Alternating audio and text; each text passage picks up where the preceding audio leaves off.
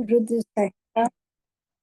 रुद्र संहिता के का अंतिम खंड जो है, अ, युद्ध खंड, उसका मुझे आज 50वां अध्याय पढ़ना है। और जैसे कि आप सब सुन ही रहे हैं कुछ दिनों से, किस प्रकार से हम शुक्राचार्य के बारे में पढ़ेंगे और पढ़ रहे हैं और सुन रहे हैं। तो शुक्राचार्य बहुत बड़े विद्वान, पर अ, अ, उनको ऋषियों के साथ या देवलोक में इतना उनको कोई सम्मान नहीं मिल पाया। तो वो रुष्ट होकर के दानवों के गुरु हो गए, और दानव मतलब असुरों के। और बहुत बड़े ज्ञानी थे, और बहुत उनका नाम आप सबने सुना ही होगा, शुक्राचार्य। शुक्र, कितना उनका जो ग्रह है बहुत ही सुंदर है, और किस प्रकार से उनके नाम से ही शुक्रवार। तो ये शुक्राचार्य की आज जो मुझे 50वां पढ़ना है, उसमें देखते हैं क्या क्या चीजें। और तो सबसे ज्यादा उनका जो नाम है वो है, महादेव ने उनको जो मृत संजीवनी विद्या और बहुत वर प्रदान किए, जबकि वो दानवों के गुरु थे। और किस प्रकार से अभी हमने सुना इंग्लिश में, किस प्रकार से उनको उन्होंने अपना पुत्र माना, माता पार्वती ने और महादेव ने, और किस प्रकार से फिर उनका जन्म हुआ। तो आगे देखते हैं आज क्या हमें गुरु जी सिखाएंगे। इतने बड़े ऋषि मुनि और वो दानवों के जो गुरु हुए। तो वो दानवों को आप सब जानते हैं कि असुरों का और देवताओं का हमेशा युद्ध होता था, तो वो असुरों के ही साथ हमेशा उनकी सहायता करते थे। तो इतने ज्ञानी होते हुए सब कुछ, और बहुत तप करते थे। और आगे देखते हैं वो क्या पाने के लिए, महामृत्युंजय मंत्र, जो कहते हैं कि जिसको कोई मृत्यु उसको नहीं पा सकती। और जब भी वहाँ कुछ आपस में दानवों और मतलब असुरों और देवताओं का युद्ध होता था, जो अक्सर ही होता है, हम सब ने कितनी बार पढ़ा है। तो उस समय जब देवता युद्ध करते थे और उनको मारते थे दानवों को, तब क्या होता था, वो ऐसी संजीवनी, ऐसी मृत संजीवनी विद्या थी। तो वो आगे आज पढ़ते हैं उसके बारे में। तो आइए, ओम नमः शिवाय, शिव जी सदा सहाय। ओम नमः शिवाय, गुरु जी सदा सहाय। जय गणेशाय नमः। गुरु जी, कोई मेरे वाक्य से कोई त्रुटि हो तो क्षमा करें। और संगत जी, आप सब, आज सावन महीने का दूसरा सोमवार है यहाँ पर यूएस में। और ये पूरा महीना जो है बहुत ही पावन है। और आप सब जानते ही हैं कि सावन महीने में महादेव की स्पेशल पूजा, उनकी उनका तप करना और उनकी स्तोत्र पढ़ना, उनकी आरती करना, उनको मतलब उनको पूजना, ये बहुत ही पावन पूरा महीना है। पर सावन का बहुत ही बड़ा सिग्निफिकेंस है। और कहते हैं कि सावन मास में अगर हम थोड़ा सा भी जब तप, क्या है ये, मतलब ध्यान में भी बैठ जाए थोड़ी देर, तो वो एनर्जी, शिव तत्व जो है वो इतनी ज्यादा स्ट्रांग है। और इतनी इस धरती के लिए, हम जैसे कलयुग के जो जीव हैं, वो धरती पर इतना इतने समीप आ जाती है वो शिव तत्व जो है, कि जरा सा भी ध्यान में बैठने से आपको उसका फल मिल सकता है। तो कोशिश करिए कि आप जितना हो सके मौन में रहें, साइलेंस में रहें, काम रहें। ज़्यादा बातचीत से क्या होता है कि आपस में फिर कुछ कुछ डिफरेंसेस होते हैं, कुछ बातें बढ़ जाती हैं, फिर गुस्सा आने लगता है, फिर कुछ अपशब्द निकल जाते हैं, या हम थॉट से भी कई बार गुस्सा करते हैं और थॉट से भी अपशब्द करते हैं, कहते हैं। तो बहुत ही आवश्यक है कि अगर हम इस समय अपना चित्त केवल महादेव, केवल शिव जी में, केवल अपने गुरु जी महाराज जो महादेव के जो गुरु के रूप में आए इस धरती पर, इस कलयुग में, इस अवतार लेकर के गुरु के अवतार में आए और हम सबका जीवन धन्य कर दिया। और उन्होंने दिखाया है, क्योंकि मैं तो साक्षात गुरु जी को महादेव ही मानती हूँ। क्योंकि एक बार मैं उनसे यही प्रश्न कर रही थी, गुरु जी उन्होंने कितनी बार जीवन दान दिया हमारे परिवार में, वो बहुत बड़ा सत्संग है। और मैं सोच में पड़ गई कि ये कौन है, जीवन दान कौन दे सकता है? केवल ईश्वर, केवल महादेव, उनके हाथ में है। तो I wanted to know the real guru. मैं जानना चाहती थी गुरु हैं कौन, और किस प्रकार से उन्होंने मुझे अपना पूरा दर्शन दिया बड़े मंदिर भेज करके। और मैं समझ गई कि जो मेरे मन में चल रहा था वो बिल्कुल सही था, गुरुजी ने उसको वेरीफाई कर दिया। Oh, then there was no turning back. There was no questions to ask. There was nothing more to desire, because I had found that I was looking for since I was a little girl. I used to pray on Mondays, बगैर नमक के, बगैर अन्न के। मैं बस गुरु जी का ही, मतलब महादेव की ही स्तुति करती रहती थी। और जैसे मेरा जन्म ही हुआ केवल पूजा पाठ करने के लिए, सबसे ज़्यादा मुझे आनंद उसी में आता है। तो गुरु जी को ने साक्षात जब दर्शन दिया तो और क्या चाहिए। और हम सबको उन्होंने अपनाया। जिन्होंने नहीं भी देखा गुरु जी को, वो भी धन्य हो गए, क्योंकि गुरु जी ने उनको भी अपनी शरण में लिया और कितने एक्सपीरियंसेस दिए। तो Guru ji, there is no doubt, without any doubt, when we believe 100% in Guru ji, वो हमारा जीवन बदल देते हैं। नहीं तो हम इफ एंड बट में लगे रहेंगे तो भक्ति कहाँ से मिलेगी? और भक्ति तो वही दे सकते हैं, और डाउट्स भी वही हटा सकते हैं, क्योंकि हम तो कलयुगी जीव है ना। तो हमें उनसे यही प्रे करना है, गुरु जी विश्वास भी आप दीजिए, डाउट भी हटाइए, और भक्ति भी आप ही दीजिए गुरु जी अपने चरणों की। यही कहते हुए आइए अब आज का मैं पाठन शुरू करती हूँ। जय गुरु जी। शुक्राचार्य की घोर तपस्या और इनका शिव जी को चित रत्न अर्पण करना तथा अष्टमूर्त कष्टक स्त्रोत द्वारा उनका स्तवन करना, शिव जी का प्रसन्न होकर उन्हें मृत संजीवनी विद्या तथा अन्य वर प्रदान करना, ये सारी चीजें इस अध्याय में हम पढ़ेंगे और समझेंगे गुरु जी की कृपा से। सनत कुमार जी कहते हैं, व्यास जी, मुनिवर शुक्राचार्य को शिव से मृत्युंजय नामक मृत्यु का प्रशमन करने वाली परा विद्या किस प्रकार प्राप्त हुई, अब उसका वर्णन करता हूँ, सुनो। तो यहाँ पे सनत कुमार जी व्यास जी के द्वारा हम सबको ये सब समझा रहे हैं कि किस प्रकार से शुक्राचार्य को शिव जी से मृत्युंजय नामक मृत्यु का, जो मृत्यु को ही मार दे, मतलब कोई उसको मृत्यु पा ही नहीं सकता, वो जो शिव जी ने मृत्युंजय नामक मंत्र, महामृत्युंजय जाप जो है, महामृत्युंजय श्लोक है, बहुत ही पावरफुल है वो। और वो यहाँ बता रहे हैं कि किस प्रकार उन्हें प्राप्त हुई शिव जी से।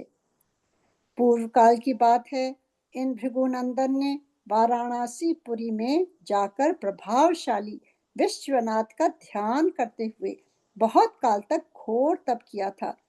देखिए, अगर हमें भक्ति भी पानी है ना, तो उसके लिए हमें कुछ समय गुरु जी को तो देना ही होगा ना। ऐसे चलते फिरते थोड़ी ना हमें भक्ति मिल जाएगी। हमें गुरु जी का स्तवन करना है, साइलेंस में उनके साथ जुड़ना है, उनके साथ मतलब अगर हम याचक बन के जाते हैं तब तो हम ज़ीरो बन के जाएँ ना, ईगो के साथ नहीं। याचक मतलब माँगने वाला, माँगने वाला झुक कर के रहता है और उनकी बड़याई करता है और उनको सर्वोत्तम मानता है और उन पर पूरी निष्ठा के साथ जब वो जुड़ता है, तब फिर गुरुजी हमेशा आते हैं और ब्लेस करते हैं। अगर हम ईगो के साथ जाएँगे और बस यूँ ही बैठे रहेंगे, अपना फ़ोन स्क्रॉल करते रहेंगे, हाँ, क्या आ रहा है, क्या नहीं आ रहा है, आधे मन से कभी यौन करेंगे, कभी इधर-उधर देखेंगे, तो क्या हम जुड़ रहे हैं गुरुजी के साथ? हर चीज़ के लिए हमें वहाँ उपस्थित होना है। गुरुजी भी उपस्थित होते हैं ना हमारे लिए। और हम भगवान से जब मिलने जाते हैं, तो we should be at our best, मतलब फ्रेश होकर के, अच्छे कपड़े पहन कर के, आप एकदम चैतन्य होकर के बैठिए गुरुजी के साथ। You we give the best to the divine because he gives the best to us. ये नहीं औंघाते हुए, आधे लेटे, आधे बैठे, कभी पैर पसार रहे हैं, कभी इधर कर रहे हैं, कभी उधर कर रहे हैं। जब एक चित्त होकर के, जब तन मन दोनों को हम समर्पण करते हैं ईश्वर के आगे, उस समय से हमारी हाजिरी लगने लगती है। हाजिरी तब नहीं लगती जब बेमन से हम यूं ही बैठ जाते हैं और समय देखते रहते हैं, घड़ी बार बार या फोन उठा उठा के देखते रहते हैं। कई लोग तो फोन में बात भी करते रहते हैं संगत के समय। तो ये सारी चीज़ें we have to learn first, how do we sit with Guruji and how can we connect to Guruji. What are the ways to connect to Guruji? We all know by now.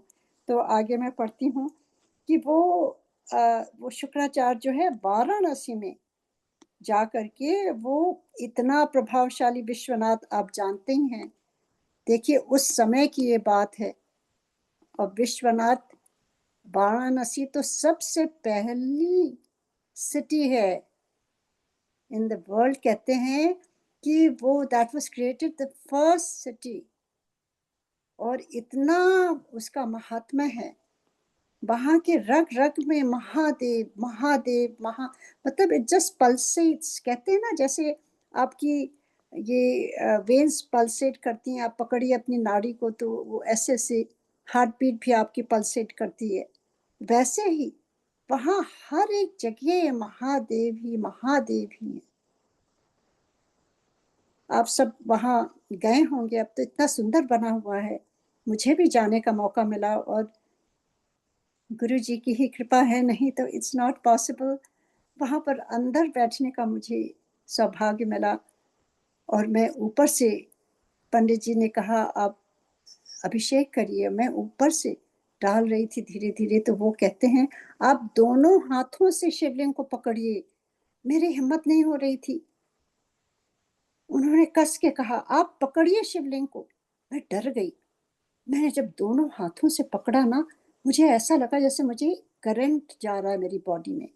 इतना लाइव है वो जो जो शिवलिंग है विश्व काशी विश्वनाथ की, छोटा सा ही है, बहुत बड़ा नहीं है, और इतना तेज, इतना करंट, मुझे तो समझ ही नहीं आ रहा है कि मैं वहाँ किस प्रकार से मुझे अंदर जाने मिला और किस प्रकार से वहाँ पंडित जी ने मुझे अंदर बुला करके कहा आप ये करिए। और जब मैं झिझक रही थी, मैं डर रही थी, तो उन्होंने, जैसे इतना तेज था उनकी आवाज़ में, जैसे स्वयं महादेव हो, जैसे गुरु जी हो, कभी कस के उन्होंने कहा। तब मैं डर के मारे हूँ, जब दोनों हाथों से मैंने पकड़ा शिवलिंग को।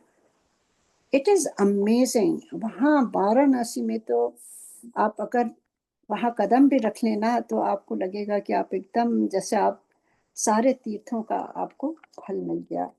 तो वहाँ पर वही जाते हैं और वहाँ जाकर के वो प्रभावशाली विश्वनाथ का ध्यान करते हुए बहुत काल तक घोर तप किया था उन्होंने। वेद व्यास जी, उस समय उन्होंने वहीं एक शिवलिंग की स्थापना की और उसके सामने ही एक परम रमणीय कूप तैयार किया। फिर प्रयत्न पूर्वक उन देवेश्वर को 1,00,000 बार द्रोण भर पंचामृत से, मतलब कूप मतलब पानी का एक तालाब सा बनाया उन्होंने। क्योंकि आप देखेंगे कहीं भी जो ये शिवलिंग है वहां पे पानी हमेशा आसपास रहता है, क्योंकि शिवलिंग में इतना तेज होता है, इतनी उसमें मैं कहूँगी जो तेज और सूर्य की तरह गर्म रहता है कि जैसे वहाँ पे बहुत आवश्यक है आसपास पानी होना। जैसे ज्योतिर्लिंगों का हमने पढ़ा है कितनी बार कि वो हमेशा समुद्र के किनारे या नदी के किनारे या किसी भी जलाशय के किनारे वो ज्योतिर्लिंग हैं सारे। तो यहाँ पर भी देखिए, यहाँ बताया जा रहा है कि वो उन्होंने एक कूप तैयार किया, और प्रयत्न पूर्वक किस लिए? क्योंकि अभिषेक करने के लिए उन देवेश्वर को 1,00,000 बार द्रोण भर के, मतलब एक दोने में भर करके पंचामृत से तथा बहुत से सुगंधित द्रवों से स्नान कराया। मतलब you treated as you are giving the best to the Shivling. अभी भी हम सब घरों में करते हैं, कहीं कहीं रुद्र अभिषेक होता है, कहीं कहीं यूं ही रोज अभिषेक होता है, पानी का, जल का, दूध का, जिस प्रकार का भी द्रव्यों से। तो कितने सुगंधित द्रव्यों से स्नान कराया। फिर 1,000 बार परम प्रीति पूर्वक चंदन, क्योंकि शिवलिंग में कभी भी रोली नहीं लगती, केवल चंदन से, चंदन या भस्म से। तो प्रीति पूर्वक चंदन यज्ञ करदम और सुगंधित उपटन का, मतलब उपटन बेसन में थोड़ा सा उसमें वो डालते हैं, थोड़ा चंदन डालते हैं, भस्म डालते हैं, और फिर उनको उस लिंग पर अनुलेप करते हैं। कई कई बार आप देखिए साउथ में ये बहुत होता है। साउथ में कई तरह की आरती होती है। जब मैं सिंगापुर में थी तो मैं हर सोमवार को जाती थी। बहुत सुंदर उनका शिव मंदिर था, और वहां मैं बैठकर पूरा 1 घंटा लगा के आती थी।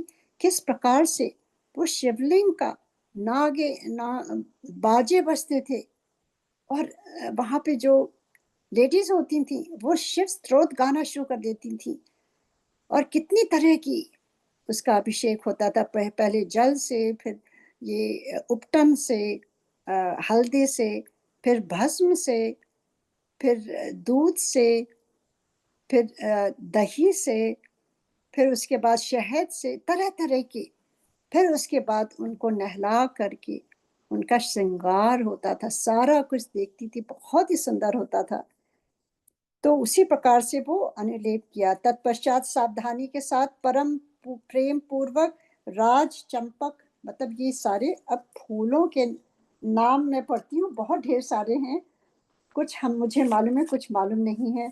आप सुनिए और देखिए आपको मालूम है कि नहीं। अमलतास, अमलतास तो आप जानते ही होंगे, बहुत सुंदर फूल होते हैं। धतूर, धतूर चढ़ता है। फिर कनेर के फूल होते हैं, कमल के फूल हम जानते हैं, मालती भी जानते हैं, कणिकार, कदम, कदम भी जानते हैं, मौलसिरी, उत्पल, मलिका, चमेली, चमेली कहते हैं मलिका को, शतपत्री, सिंधुवार, ढाक, बंधु पुष्प, पुनांग, नाग केसर, केसर, नवमलिक, मोगरा, फिर कुंद, मुचुकुंद, बेलपत्र, बेलपत्र हम जानते हैं, मंदार के पुष्प भी हम जानते हैं। मंदार पुष्प बहुपुष्प एक स्रोत में आता है, मंदार की फूल। फिर बेलपत्र हम सब जानते हैं, गुमा, मुरुवुक, धूप, गंठिवन, दौना, अत्यंत सुंदर आम के पल्लव, आम की पत्तियां, तुलसी, देव, जवासा, ग्रह पत्नी पत्री, कुशांक, नंदाव्रत, फिर अगस्त, साल, देवदारू, देवदारू के भी होते हैं, कचनार, कचनार के फूल बहुत सुंदर होते हैं, कुर्बक, दुवांकुर, कुरंटक, करसैला, इनमें से प्रत्येक के पुष्पों और अन्य पल्लवों से तथा नाना प्रकार के रमणीय पत्रों और सुंदर कमलों से शंकर जी की विधिवत अर्चना की। कितना सुंदर होगा वो। मतलब आप बस इमेजिन करिए, जैसे कहते हैं ना मानसिक पूजा। आपके यहाँ तो सबेरा सबेरा है, इंडिया में, और सवेरे सवेरे आप ये मानसिक पूजा करिए शिवलिंग की, जैसे शुक्राचार्य कर रहे हैं।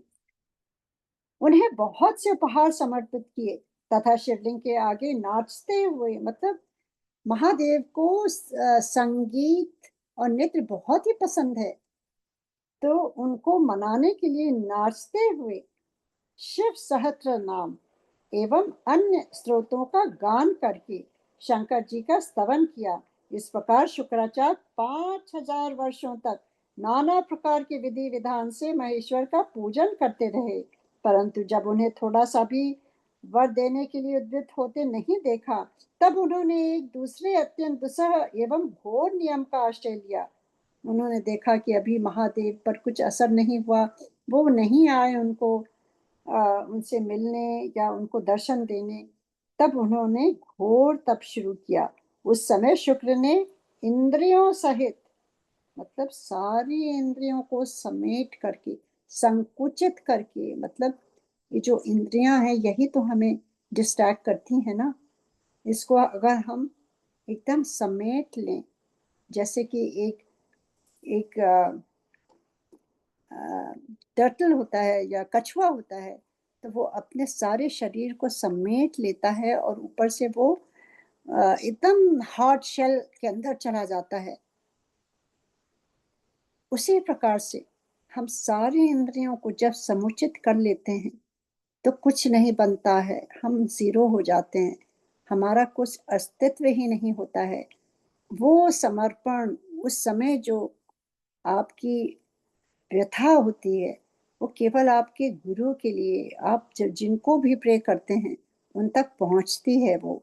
तो उसी प्रकार से कहते हैं कि वो शुक्राचार्य 5000 वर्षों तक वो विधि विधान से उन्होंने पूजा करा। फिर जब कुछ नहीं हुआ तब उन्होंने इंद्रियों सहित मन के अत्यंत चंचलता रूपी, चंचलता है ना ये इंद्रियों में, तो चंचलता रूपी महान दोष को बारंबार भावना रूपी जल से प्रशालित किया दिया। मतलब कितना सुंदर ये, it's like an simile, simile क्या एडजेक्टिव्स ला, या it's trying to tell us कि किस प्रकार की उसका उदाहरण दे रहे हैं हिंदी में, कि वो जो इंद्रियां हैं वो चंचलता रूपी महान दोष को बारंबार भावना रूपी जल से, मतलब अपने भावना, मतलब ऐसे नहीं कि जल से उछड़क रहे हूँ, he is just showing it's,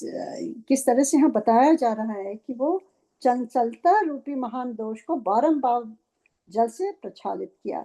इस प्रकार चित्त रत्न को निर्मल करके, मतलब अपने चित्र रत्न, रत्न है ना हमारा चित्र, क्या चित्त क्या है, रत्न है, वो उसी के द्वारा तो हम सब कुछ करते हैं। कहते हैं ना हमारा चित्र नहीं ठीक लग रहा है, हमारा मन नहीं लग रहा है, तो अगर मन को हम लगाना सिखा लेना तब तो सारे प्रॉब्लम ही दूर हो जाएगी। तो वो चित्त रत्न को निर्मल करके उसे पिनाकधारी शिव के को अर्पण कर दिया। If we all could do that, even just for once, और स्वयं धूम्रकर्ण का पान करते हुए तप करने लगे, मतलब उन्होंने आग जलाई और वो आग का जो धुआं निकलता है ना उसका वो पान करने लगे। देखिए कितना कठोर है, और वो पेड़ से लटक गए उल्टे, और नीचे आग लगा करके जला करके वो उसका धूम्रपान करने लगे। इस प्रकार उनके 1 सहस्त्र वर्ष और बीत गए। तब भृगुनंदन शुक्र को यूं दृढ़ चित्त से घोर तप करते देखकर महेश्वर उन पर प्रसन्न हो गए।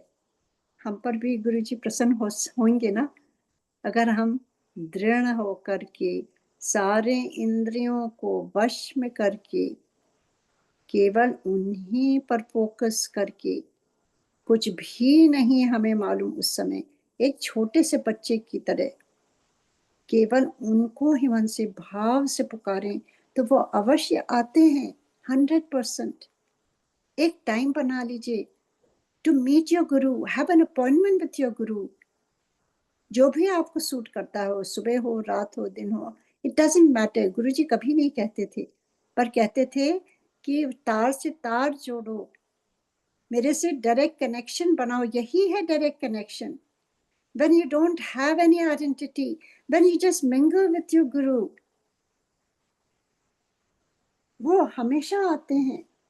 जैसे वो अभी आए और उन पर प्रसन्न हो गए।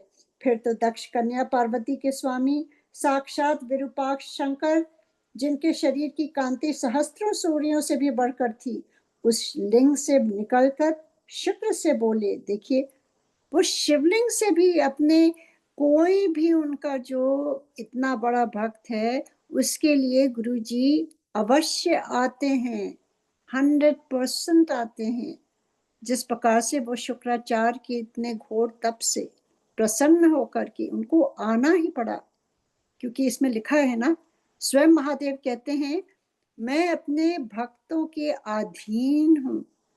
बस यही मान लीजिए, मान के चलिए। और वो उस लिंग से निकलकर शुक्र से कहते हैं, महेश्वर ने कहा, महाभाग भृगुनंदन, तुम तो तपस्या की निधि हो। महामुने, मैं तुम्हारे इस अविच्छिन्न तप से विशेष प्रसन्न हूं। हमारा तप क्या होगा, ये हमें अपने आप ही निश्चित करना है। हम क्या कर सकते हैं, किस भाव से अपने गुरु जी को बुला सकते हैं, या किस प्रकार से वो हम पर प्रसन्न होकर कब दर्शन देंगे, या कब वो एक्सपीरियंसेस देंगे जिसके लिए हम रोज उनके साथ बैठें, तभी वो आएंगे। भार्गव, तुम अपना सारा मनोवांछित वर मांग लो। ऐसे गुरुजी भी कहेंगे, तुम्हें क्या चाहिए, तो हम क्या कहेंगे, सोचना पड़ेगा। We have to be ready. एक दिन जरूर होगा ये। एक भाव पर ही तो सारी दुनिया टिकी है ना।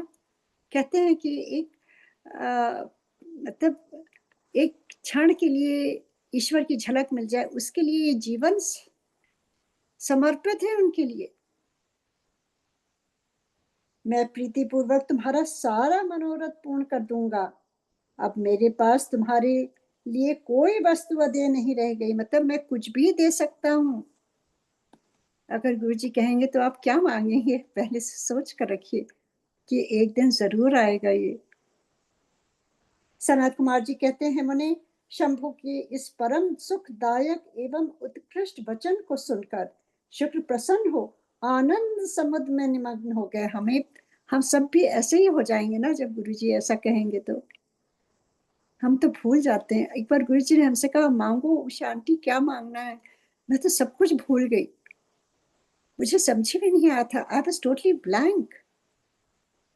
उन कमल नयन द्विजवर शुक्र का शरीर परमानंद जनित रोमांच के कारण पुलकायमान हो गया। तब उन्होंने हर्षपूर्वक शंभु के चरणों में प्रणाम किया। उस समय उनके नेत्र हर्ष से खिल उठे थे। फिर वे मस्तक पर अंजलि रखकर जय जयकार करते हुए अष्टमूर्तिधारी वरदायक शिव की स्तुति करने लगे।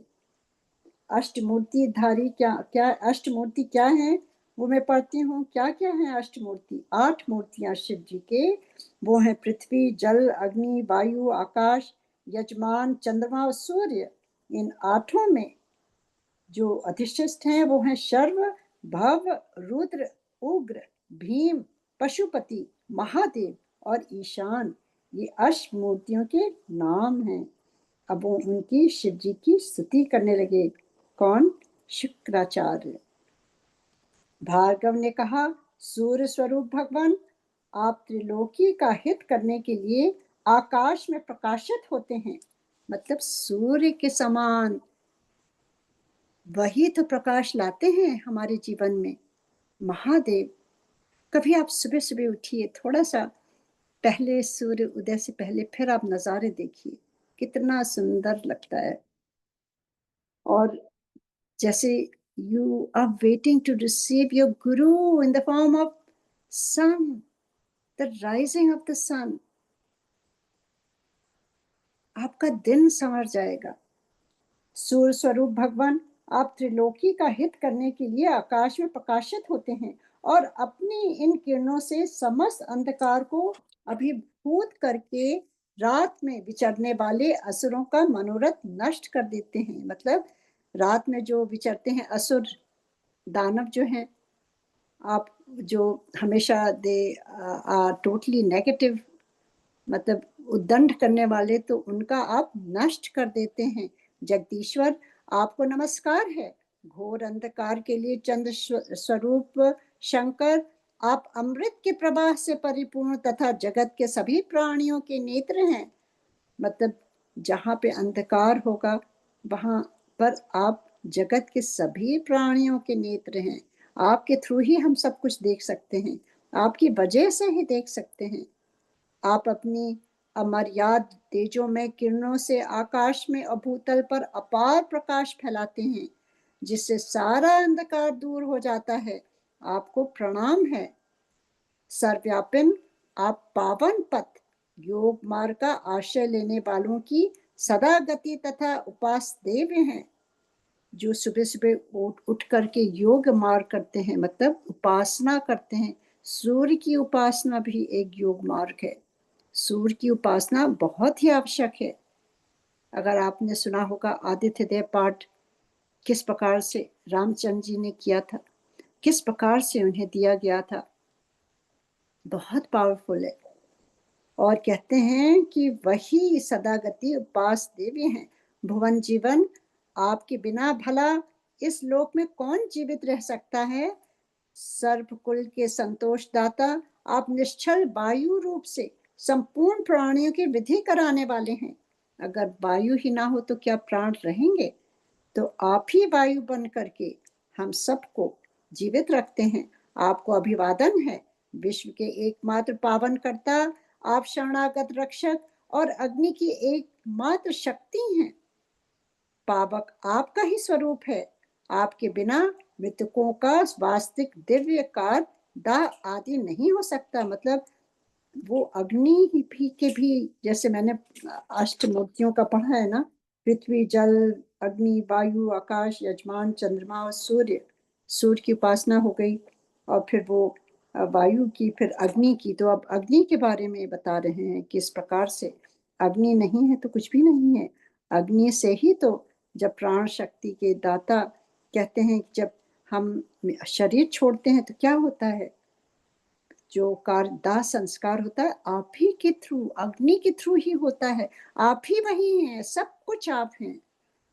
जगत के अंतरात्मा, आप प्राण शक्ति के दाता, जगत स्वरूप पद पद पर शांति प्रदान करने वाले हैं। उन्हीं के चरणों में शांति मिलती है और कहीं नहीं। आपके चरणों में मैं सिर झुकाता हूँ। जल स्वरूप परमेश्वर, अब देखिए, जल, पृथ्वी हो गई, अग्नि हो गया, सूर्य हो गया, अब जल स्वरूप परमेश्वर, आप निश्चय ही जगत के पवित्र कर्ता और चित्र विचित्र सुंदर चरित्र करने वाले हैं। विश्वनाथ, जल में अवगाहन करने से आप विश्व को निर्मल एवं पवित्र बना देते हैं। जल से ही हम पवित्र होते हैं ना, इसलिए आपको नमस्कार है। आकाश रूप ईश्वर, आपसे अवकाश प्राप्त करने के कारण यह विश्व बाहर और भीतर विकसित होकर सदा स्वभाववश श्वास लेता है। Because of him we can breathe. वो वायु बन करके, अर्थात इसकी परंपरा चलती रहती है तथा आपके द्वारा यह संकुचित भी होता है, अर्थात नष्ट हो जाता है। इसलिए दयालु भगवान, मैं आपके आगे नतमस्तक होता हूँ। मतलब you represent everything on this earth that we need to survive. विशंभरात्मक, आप ही इस विश्व का भरण पोषण करते हैं। सर्वव्यापन, आपके अतिरिक्त दूसरा कौन अज्ञान अंधकार को दूर करने में समर्थ हो सकता है। आप ही हमें समझाते हैं, आप ही के थ्रू हमें ज्ञान प्राप्त होता है। He is everything, he is the giver, हम तो याचक हैं। अतः विश्वनाथ, आप मेरे अज्ञान रूपी तम का विनाश कर दीजिए। नागभूषण, आप स्तवनी पुरुषों में सबसे श्रेष्ठ हैं, इसलिए आप परात्पर प्रभु को मैं बारंबार प्रणाम करता हूँ। आत्मस्वरूप शंकर, आप समस्त प्राणियों के अंतरात्मा में निवास करने वाले प्रत्येक रूप में व्याप्त हैं और मैं आप परमात्मा का जन हूँ। अष्टमूर्ते, अब वो अष्टमूर्तियों को कहते हैं, आपकी इन रूप परंपराओं से यह चराचर विश्व विस्तार को प्राप्त हुआ है, अतः मैं सदा से आपको नमस्कार करता हूँ। मुक्त पुरुषों के बंधो, आप विश्व के समस्त प्राणियों के स्वरूप, प्रण प्रणत जनों के संपूर्ण योग क्षेम का निर्वाह करने वाले परमार्थ स्वरूप हैं। आप अपनी इन अष्टमूर्तियों से युक्त होकर इस फैले हुए विश्व को भली भांति विस्तृत करते हैं, अतः आपको मेरा अभिवादन है। बहुत ही सुंदर स्तुति करी है और ये बहुत लंबा संस्कृत में श्लोक है जो मैं अभी नहीं पढ़ूंगी क्योंकि काफी लंबा है, पर बहुत ही सुंदर है। अगर आपके पास है तो आप धीरे धीरे पढ़ सकते हैं। सनत कुमार जी कहते हैं, मुनिवर भृगुनंदन शुक्र ने इस प्रकार अष्टमूर्तक स्त्रोत द्वारा शिव जी का स्तवन करके भूमि पर मस्तक रखकर उन्हें बारंबार प्रणाम किया। जब अमित तेजस्वी भार्गव ने महादेव की इस प्रकार स्तुति की, तब शिव जी ने चरणों में पड़े हुए उन द्विजवर को अपनी दोनों भुजाओं से पकड़कर उठा लिया और परम प्रेम पूर्वक मेघ गर्जन की सी गंभीर एवं मधुर वाणी में कहा। उस समय शंकर जी के दांतों की चमक से सारी दिशाएं प्रकाशित हो उठी थीं। महादेव जी बोले, विप्रवर कवे, तुम मेरे पावन भक्त हो। तात तुम्हारे इस उग्र तप से, उत्तम आचरण से, लिंग स्थापना जन्य पूर्ण से, लिंग की आराधना करने से, चित्त का उपहार प्रदान करने से, मतलब चित्त को उन्होंने अपने उनके चरणों में रख दिया ना, उपहार की तरह। मतलब ही डिडंट हैव एनी, चित्त क्या है? अपनी सोच को समर्पित कर दिया उनके महादेव के चरणों में।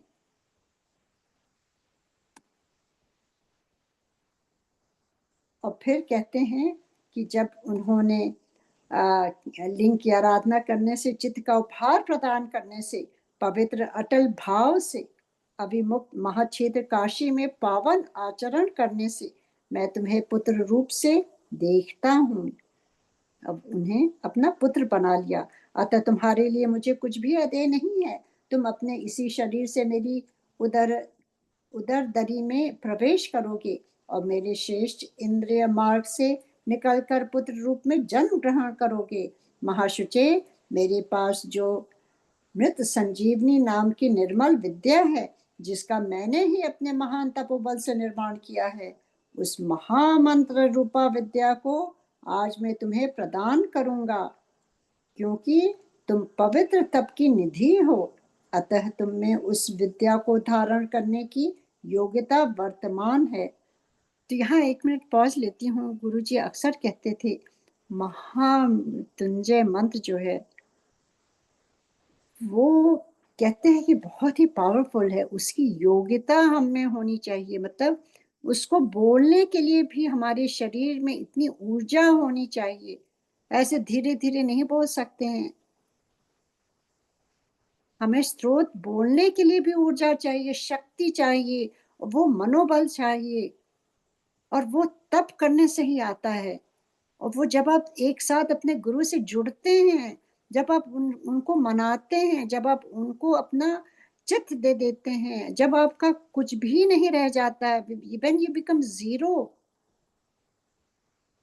यहाँ वो कह रहे हैं ना, तुम्हारे में योग्यता है। ऐसे थोड़ी ना कोई भी उसको जाप कर ले।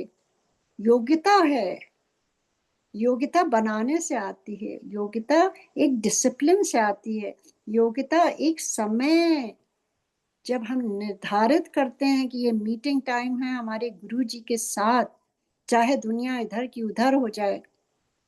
जैसे ये टाइम है ना हमें शिव पुराण का, ये थोड़ी ना है कि हम 1 घंटे बाद ज्वाइन करेंगे। एक निर्धारित समय है ना। गुरु जी आते हैं, सुनते हैं, ब्लेस करते हैं, हम सब टाइम से पहले जुट जाते हैं ना। उसी प्रकार से हमें गुरु जी से मीटिंग टाइम बनानी है, एक अपॉइंटमेंट टाइम बनाना है। वो केवल आप और आपके गुरु के बीच में है, जो भी समय आपको ठीक हो। If morning doesn't work for you, if you're not a morning person, then you decide what is best time when you are aware, when you are conscious, when you're not tired, when you're not sleepy, when you're not anxious, when you're not on your phone, when you're not on your devices. क्या वो समय ऐसा आप निकाल पाएंगे? तो अगर निकाल सकते हैं तो जरूर निकालिए, क्योंकि ये कलयुग में यही मार्ग हमें गुरु तक पहुंचाएगा। और गुरुजी ने स्वयं कहा है, मुझसे कहा उन्होंने कि जब तू ध्यान में बैठेगी उस समय मैं तेरे सारे प्रश्नों के आंसर दूंगा। तो मुझे तो लालच होती है कि गुरुजी से कब मैं मिल पाऊंगी, क्योंकि गुरुजी ने कहा है वो आएंगे, हमेशा होते हैं, और क्या चाहिए। तो मैं हमेशा शेयर करती हूँ। ये मुझसे कहा है तो ये नहीं कि मेरा हो गया, मैं किसी से शेयर नहीं करूंगी। I don't want to share my secret, क्योंकि गुरुजी ने तो शेयरिंग करने के लिए ही तो सिखाया है ना। वहाँ क्या होता था, वहाँ शेयरिंग ही होती थी। लंगर भी हम शेयर करते थे, सत्संग भी शेयर करते थे, गुरुजी को भी हम शेयर करते थे। हम सारे गुरुजी को शेयर करते थे एक दूसरे से। गुरुजी से हम सारे प्रेम करते थे, उन पर हमारी श्रद्धा सबकी होती थी। तो गुरुजी सबके हैं, कोई एक की थोड़ी ना है। तो क्यों ना जो हमें गुरुजी ने कहा वो आपके लिए भी हो सकता है। अच्छी चीजें, वो रूढ़वादी चीजें नहीं कि ये पहन लो, वो पहन लो, ये कर लो, वो कर लो। ये तो बेसिकली गुरुजी ने कहा है कि मेरे से जुड़ो, मेरे से वन टू वन कनेक्शन बनाओ। That is the only way we can connect to our guruji still. नहीं तो हम संगत में जाते रहेंगे, लंगर खाते रहेंगे, चाय प्रसाद पीते रहेंगे, सुनते रहेंगे, और बस यूं ही चले आएंगे घर, इधर उधर बातचीत करके, इधर उधर की बातों में सब खो खा करके जो भी पाया है। तो ये बहुत ही आवश्यक है इसको समझना कि कैसे हम गुरुजी को तक पहुंच सकते हैं। तो आगे पढ़ती हूँ कि उन्होंने कहते हैं कि चित्त का उपहार अभिभूत महाक्षेत्र काशी में पावन आचरण से वो उनको पुत्र की तरह उन्होंने वो किया। और फिर वो कहते हैं कि तुम योग्यता वर्तमान है तुम में, तुम नियम पूर्वक जिस जिस के उद्देश्य से विधेश्वर की इस श्रेष्ठ विद्या का प्रयोग करोगे वह निश्चय ही जीवित हो जाएगा। कितना बड़ा उन्होंने दे दिया, मतलब कोई मर भी जाएगा, और ये विद्या उन्होंने उस समय निश्चित कर ली और विद्या का प्रयोग कर लिया तो वो जीवित हो जाएगा। यह सर्वथा सत्य है। तुम आकाश में अत्यंत दीप्तिमान तारा रूप से स्थित होगे। एक शुक्र का तारा भी होता है ना। तुम्हारा तेज सूर्य अग्नि के तेज का भी अतिक्रमण कर जाएगा। तुम ग्रहों में प्रधान माने जाओगे। शुक्र कहते हैं बहुत अच्छा होता है ना, जितने ग्रह होते हैं उसमें प्रधान माने जाओगे। कितना बड़ा उन्होंने उनको ये वरदान दे दिया। जो स्त्री अथवा पुरुष तुम्हारे सम्मुख रहने पर यात्रा करेंगे, शुक्र कहते हैं, उनका सारा काल तुम्हारी दृष्टि पड़ने से नष्ट हो जाएगा। सुभद्र, तुम्हारे उदय होने पर जगत में मनुष्यों के विवाह आदि समस्त धर्म कार्य सफल होंगे। Because he also represents Venus. Venus is Lord of love. तो ये कह रहे हैं कि विवाह आदि धर्म कार्य भी सफल होंगे। सभी नंदा प्रतिपदा षष्ठी एकादशी, जैसे आज एकादशी है यहाँ पर, तिथियां तुम्हारे संयोग से शुभ हो जाएंगी और तुम्हारे भक्त वीर संपन्न तथा बहुत सी संतानें हों, संतान वाले होंगे। मतलब प्रोजनी तुम्हारी अच्छी होगी, मतलब जो भी उनको प्रे करेंगे। तुम्हारे द्वारा स्थापित किया हुआ यह शिवलिंग शुक्रेश के नाम से विख्यात होगा। जो मनुष्य इस लिंग की अर्चना करेंगे उन्हें सिद्धि प्राप्त हो जाएगी। जो लोग वर्ष पर्यंत नत व्रत परायण होकर शुक्रवार के दिन शुक्रकूप के जल से सारी क्रियाएं संपन्न करके शुक्रेश की अर्चना करेंगे, उन्हें जिस फल की प्राप्ति होगी वह मुझसे श्रवण करो। उन मनुष्यों में वीर की अधिकता होगी, उनका वीर कभी निष्फल नहीं होगा। वे पुत्रवान तथा पुरुष तत्व के सौभाग्य से संपन्न होंगे, इसमें तनिक भी संदेह नहीं है। वे सभी मनुष्य बहुत सी विद्याओं के ज्ञाता और सुख के भागी होंगे। यो वरदान देकर महादेव उसी लिंग में समा गए। तब भृगुनंदन शुक्र भी प्रसन्न मन से अपने धाम को चले गए।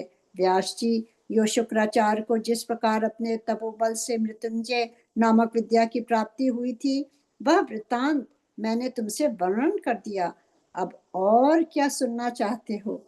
और आज का मेरा अध्याय 50वां यहीं समाप्त होता है। बहुत ही सुंदर ये अध्याय है, जिससे हमें अपने गुरु के प्रति श्रद्धा, भक्ति, समर्पण और उनको किस तरह से हम मना सकते हैं, किस तरह से उनको रिझा सकते हैं, किस तरह से उनका श्रृंगार कर सकते हैं, किस तरह से हम उनसे जुड़ सकते हैं और किस तरह से उनकी ब्लेसिंग पा सकते हैं। ये सब हम सबको अपने आप ही करना होगा। और ये पढ़वा करके, ये सुनवा करके गुरुजी हम सबको चैतन्य कर रहे हैं कि अभी भी समय है, थोड़ा समय अपने गुरु के लिए निकालो। हर चीज के लिए हम निकालते हैं, पर जब गुरु की बात आती है तो हम कहते हैं आज बहुत बिजी हैं, आज हम नहीं जा पाएंगे, या आज कुछ मन ठीक नहीं है। चित्त तो कभी ठीक नहीं रहता, चित्त को ही तो हमें अर्पण करना है अपने गुरु जी के चरणों में, जो हमें फालतू में इधर से उधर डुलाता रहता है। जब उन पर ही सब कुछ समर्पित कर दें तो वही सब कुछ हमारा आगे देखेंगे और मार्ग दिखाएंगे। जैसे सूर्य, यहाँ पर कितना सुंदर उन्होंने स्तुति करी, किस प्रकार से सूर्य की तरह वो हम सबको ज्ञान देते हैं, सूर्य की तरह तेज देते हैं, सूर्य की तरह वो अंधेरे से निकालते हैं। किस प्रकार से वायु जो होती है, वायु से हमें प्राण देते हैं, अग्नि से हमें जीवन देते हैं, और जब अंत आता है तो भी हमें उस पर अपने पास समा लेते हैं।